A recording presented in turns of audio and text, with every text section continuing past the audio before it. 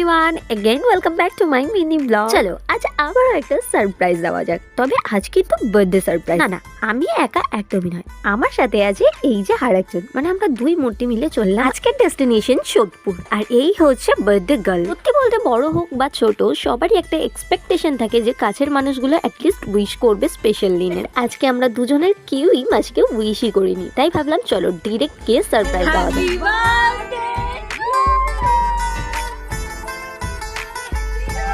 যে আমরা দুজন মাসিকে গিয়ে সারপ্রাইজ দেবো আর উইশ করব, এটা মাসি কখনো এক্সপেক্টই করেনি। আর সত্যি বলতে আমাদের কারোর সাথে যদি আনএক্সপেক্টেড ভাবে ভালো কিছু হয়, সেটা কার না ভালো লাগে। ওই জন্যই আজকে আমরা মাসিকে আরেকটু স্পেশাল ফিল করানোর জন্য নিজের হাতে কেক বানিয়ে নিয়ে চলে গেছিলাম। ওখান থেকে তো নেওয়াই যেত, কিন্তু নিজেরা বানিয়ে সেটাকে সাবধানে এত দূর নিয়ে যাওয়া, সেটার একটা আলাদা। এই হোক, এই ছোট্ট করেই মাসির একটা বার্থডে সেলিব্রেশন করলাম। Again happy birthday.